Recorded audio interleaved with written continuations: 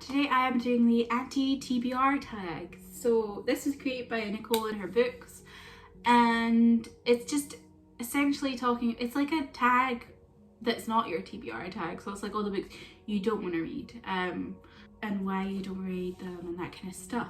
So yeah, I like talking about kind of things I don't want to read because I feel like it creates a good amount of like engagement and conversations, and I like that.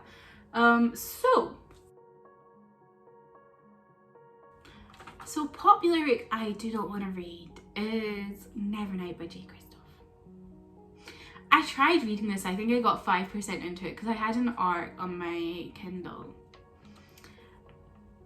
and I just wasn't enjoying it. And I thought, right, I'll pick this up another time, like when it's in physical, because the formatting was terrible and I just felt like I wasn't getting into it. And then I never got round to picking it up on physical, and then J. Kristoff is just, he attacked a black creator on Twitter. I found out that some of his previous novels involve like cultural appropriation of Japanese people. And there's just, the list goes on. There's a lot of things that I don't like about J. Kristoff, and I don't want to support him. And I've like, from what I've heard of Nevernight, it just doesn't sound like the kind of book for me. It's a man writing a female fantasy, and what I've heard, the vibes are just weird for me. So that's why I don't want to read Nevernight. What's a classic author that I don't want to read? Well, is this, so I don't know if there's a specific book I don't want to read in classics, but I don't really want to read anything from Thomas Hardy. Even my mum said she didn't really enjoy Tess of the D'Urbervilles, so if my mum didn't enjoy it, I know I'm not going to like it because she likes way more classics than I do. And she said it was just really boring, and it just like, his books seem to be really long and really boring. I don't know. I could be wrong on that, but it doesn't seem like the kind of stuff I want to read. Modern day authors I don't want to read. So I've got two for this because in the tag it says you can have one or you can have two. It's like one's a regular author, one's a problematic author. So my non-problematic author, I think she's not problematic, I don't know, is Tessa Bailey, who wrote Fix Her Up and that series. For some reason I just don't have any interest in this series. And I am a massive romance fan and I like romances with like the cartoony covers. But from what I read of the first one, which is Fix Her Up, I think it was a bit like chauvinistic and sexist. And for some reason I'm just not interested in it at all. And the rest of the series I'm not interested in. I'm just not interested. What else can I say? And then the problematic author I have no interest in reading is Brandon Sanderson. And that's like, ooh, that's a difficult one on BookTube because I know a lot of people absolutely love his novels, but I've never read any of his novels, and then I found out he doesn't like gay people.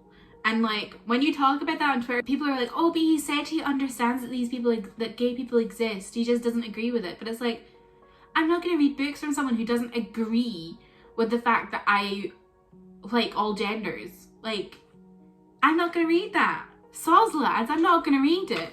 So I had a copy of Mistborn and then I unhauled it when I found that out because I was like, I have no interest in reading it. And like, I'm not really into male fantasy anymore. Because I read so much female fantasy that I don't need male fantasy in my life. I don't know why I did that.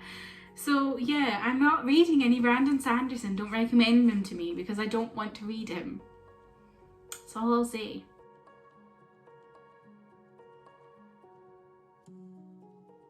So the next one is an author not for you, who you've like tried and you've decided you don't like them. And I didn't write anything down for this, but sitting here thinking, I'm probably gonna go Sarah J Maas for this one. And when I say that, I'm not saying I'm never gonna read any of her books again, because I still want to finish the Throne of Glass series because I got that far with it, but I've only got 2 weeks left to read. I want to finish it to see what happens. But when I do that, that's it. If you like Sarah J Maas, that's fair enough. Like, I just find her formula so repetitive. Like when you've read a couple of Sarah J Maas books, you just don't need to read anymore because they're all the same. Like, the way she writes is just like, it's this kind of self-important way of writing where it feels like she's trying to make a quote every time she writes something. And I just got really bored of it. And I got bored of everyone pairing off with each other. And I was just like, I've heard like House of Earth and Blood, Crescent City, whatever the fuck it's called, it's really good, but it's so long and I just have no interest in reading it. Maybe one day I'll be like, oh, that Sarah J Maas book sounds nice, but I don't know. Then we have a genre that is not for you. And for me, that's crime procedural novels, apart from if they're like gay.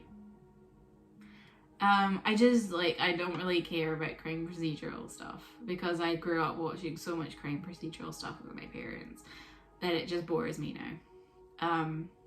Unless it's gay. So, yeah. I'm actually kind of like, I used to say crime and thrillers, but now I think I don't actually mind thrillers as much if I read them in audiobook. I feel like I do really well with audiobooks of thrillers, but crime procedurals, I just don't give a fuck. Like, I don't care. I don't care about the police. I don't care. Unless it's like someone that's got like a really interesting background and it's crime procedural, if that makes sense. Like, I used to really enjoy Bones because that wasn't about like, yeah, there was an FBI agent in that, but it was more about the actual like nitty gritty of looking through bodies and stuff. So stuff like that I'd maybe take an interest in, but regular kind of cop detective shit, nah. Not for me. A book you have bought but you'll never read or have unhauled. For me, that's probably Caraval by Stephanie Garber. Because I got this in a fairy loot years ago and I unhauled it because I just like lost interest in it because all I saw was just bad or mediocre reviews across the board when it came out, and I was just like, nah, let's get rid of this. So I'm probably never gonna read it. I'm never gonna say I'm never actually gonna read it, but probably never. A series you started but you won't finish.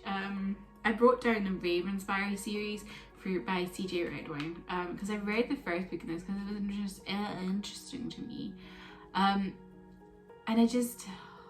I was bored and I just didn't care about any of the characters and I was just like, nah. And the world didn't interest me.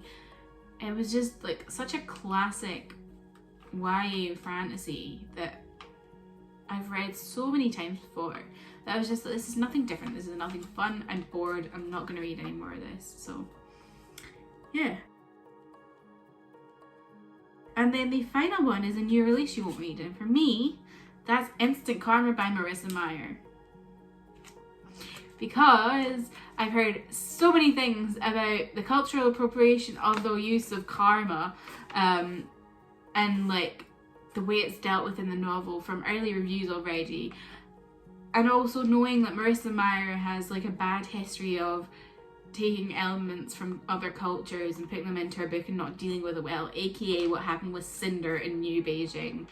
I enjoyed the Lunar Chronicles when I read them, but had I not read them by now I would not read them, knowing, like, understanding what I do now. Like, when I read them I wasn't as aware of these kind of problems, but now I am. So yeah, so that's it. That is the anti-TBR tag. Let me know if any of these are on your anti-TBR or what you would put on your anti-TBR. Thank you so much for watching. Be sure to like, comment and subscribe. I don't know what I'm doing with my hands. All the good stuff. Bye!